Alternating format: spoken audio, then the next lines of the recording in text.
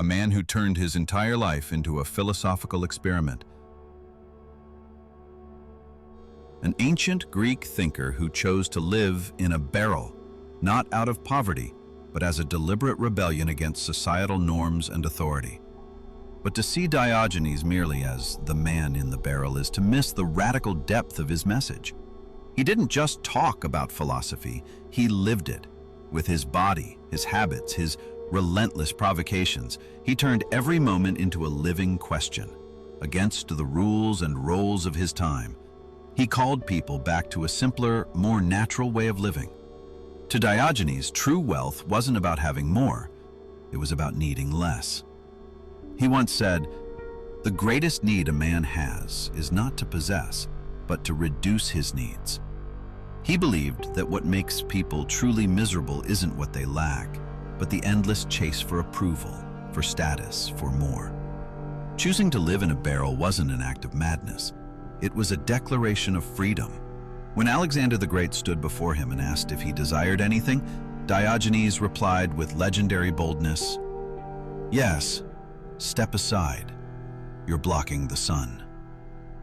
That one sentence, a mix of irony, confidence, and clarity, was a direct challenge to power itself, a reminder that real freedom isn't given by kings, it comes from within. One day, Diogenes walked the streets at noon carrying a lantern. When asked what he was doing, he said simply, "I am looking for a man." Not a spectacle, but a symbol. He was searching not for just any person, but for authenticity, for someone honest, uncorrupted, and real. When someone asked him why he acted like a dog, he replied, "Because a dog knows how to tell a friend from an enemy." With biting wit, he exposed the hypocrisy and insincerity of human relationships. Diogenes' words turned life itself into a form of protest, a humorous, biting rebellion against the absurdity of existence.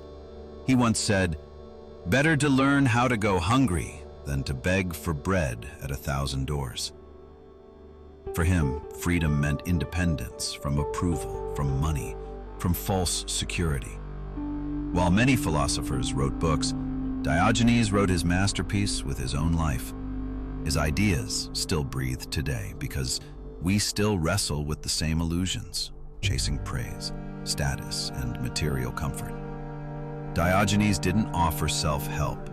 He offered something more difficult and more honest, a call to radical simplicity, to question not just the world, but ourselves.